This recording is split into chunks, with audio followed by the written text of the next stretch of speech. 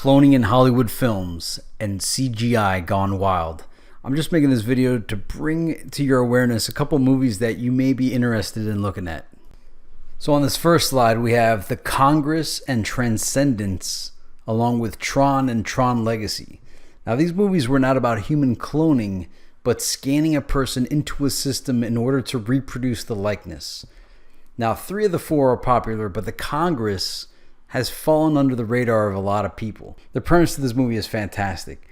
So Robin Wright is actually playing herself in the film, the actress, right? So Robin Wright's playing herself, and she basically signs this contract to have her entire likeness scanned into a system.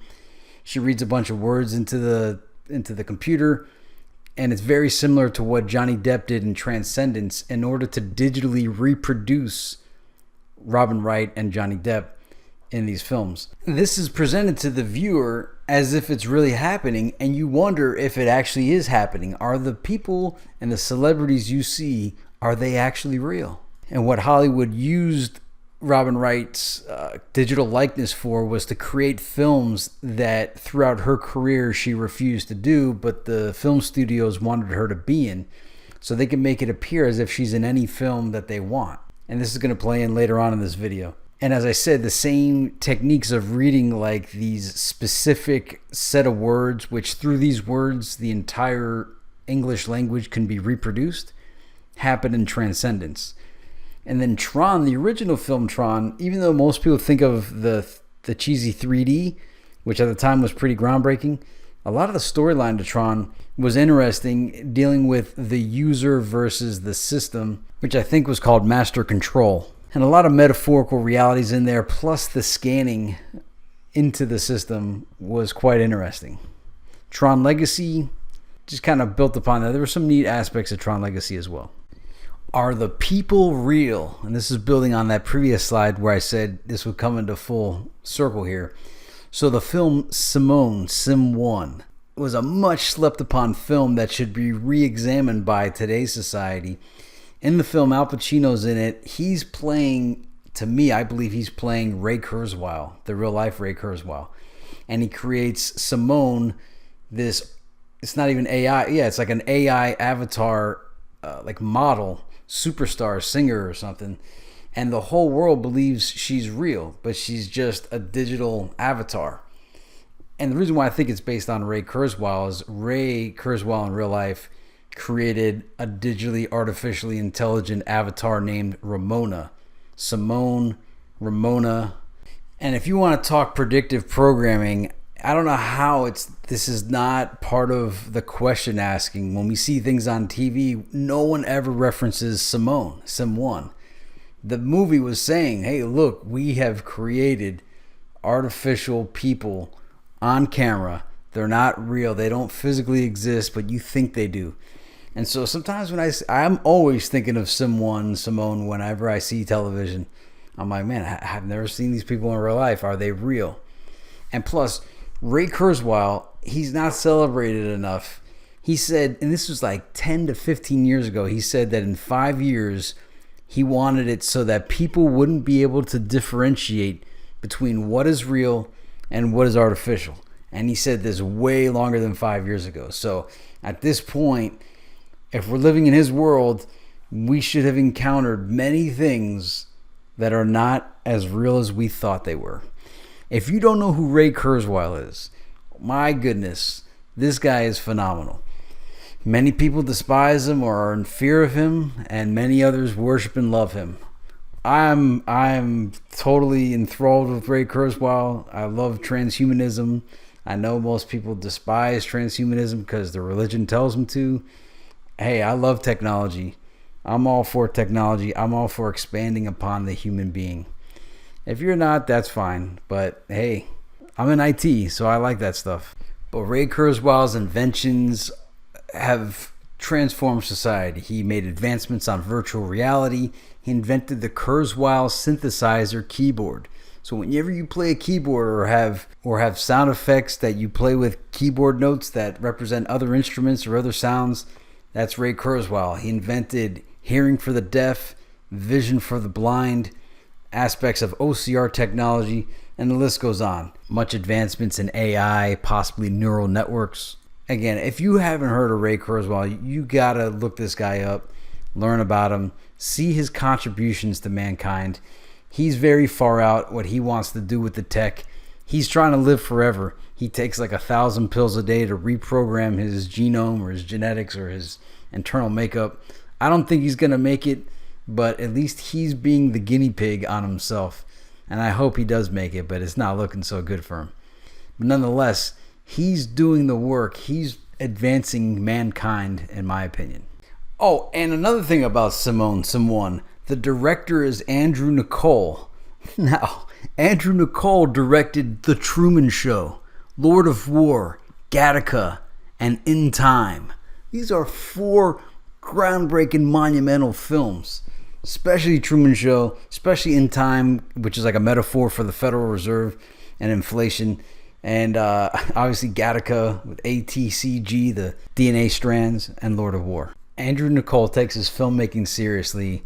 We should take Simone serious. Simone should be discussed a lot when we're talking cloning, when we're talking CGI, when we're talking artificial reality, all that stuff. Check out Simone. Now, Sky Captain in the World of Tomorrow. I never saw this film, but I always wondered about it. I don't know if the people in the film are real or not.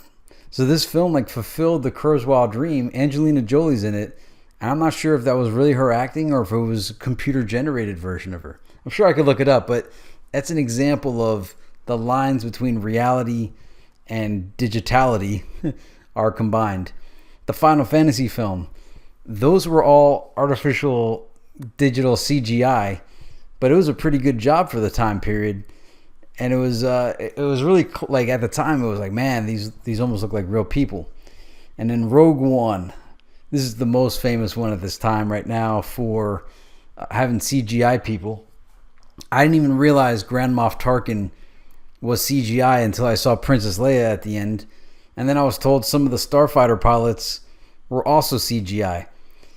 So seeing Princess Leia there in CGI and Grand Moff Tarkin, you know, when I was seeing Grand Moff Tarkin, I'm saying, man, how old is this guy? How could this guy still be alive? And so yeah, Rogue One, you know, who knows? Maybe everybody in the film was fake, and they just made Princess Leia look super CGI so you wouldn't realize that everybody else was fake. Obviously, they're probably real, but I'm just saying.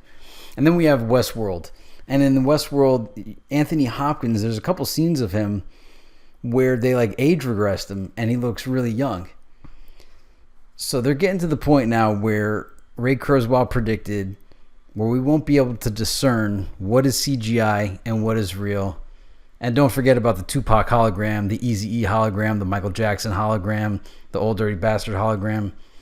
This realm of what's real and what's not, reality has become science fiction, like the subtitle to my book, Simulation Theory.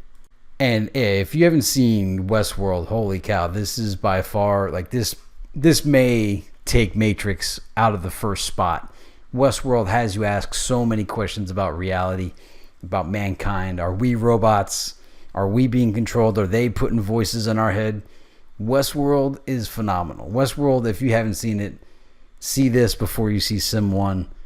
Westworld has to be seen. And this brings us to the last slide, which is actually about clones. So we have The Island, which I did a video series on The Island, or maybe it wasn't a series, it was a 2-part series. So if you want to know more about The Island, check that out. But it was about clones straight up and the lottery, and the clones were insurance policies for the wealthy where their body parts get harvested. As a kid, there was a show called, a movie called Multiplicity starring, I think it was Michael Keaton.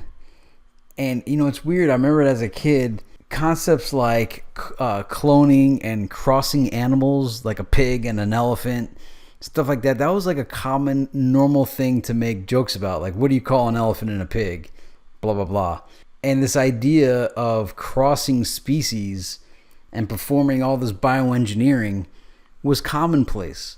And then at some point, this massive denial about it took over. And no one talked about cloning or crossing species, as if it doesn't happen, like with dog breeding and other breeding. 6th Day is another movie that should be rewatched. And it's not, I mean, it's not the cloning aspect. He kind of teleports himself or something, and he has to destroy the original. But what I saw in the first like 10 minutes of the film, XFL, which was like the WWF, WWE Football League, when the star quarterback gets his knee destroyed, they had some way to repair it within like a week or a couple weeks, and he had like a rapid repair, which normally would be a career-ending injury. They had some kind of like cloning technology or some kind of advanced biotech to repair him. And they also clone dogs. It's like in the film, you could have your dog cloned so that your dog lives as long as you do. Every time the real dog dies, you just go to the dog cloning place and they give you a new same version of your dog to extend the dog's life, even though it's like 5 different versions of your dog. And the most famous cloning movie of all time is Jurassic Park. I don't think I need to say much about Jurassic Park. And I suppose like The Fly may have something there. I'm not sure. But yeah, Jurassic Park. Anyway, these are some films about cloning and CGI gone wild. Things that make you ask questions about what is real. How can we believe what we see? And you know, there's like a college that it's like a digital arts college, and the way you graduate is you have to perpetuate a hoax upon the population where people actually believe it. So like a viral video, like that viral video where that, I think it was like an eagle or a hawk steals that baby out of the carriage and it was fake. You have to do something like that to graduate. Sick, man. But it's cool at the same time, but it's sick because people can't discern what's real and what's not. Around 2000, 2001, nanotech and biotech were words that you heard all the time. In 2017, I'd never hear about nanotechnology or biotechnology anymore. What's up with that? All right, I'll leave you with that. Have a good one.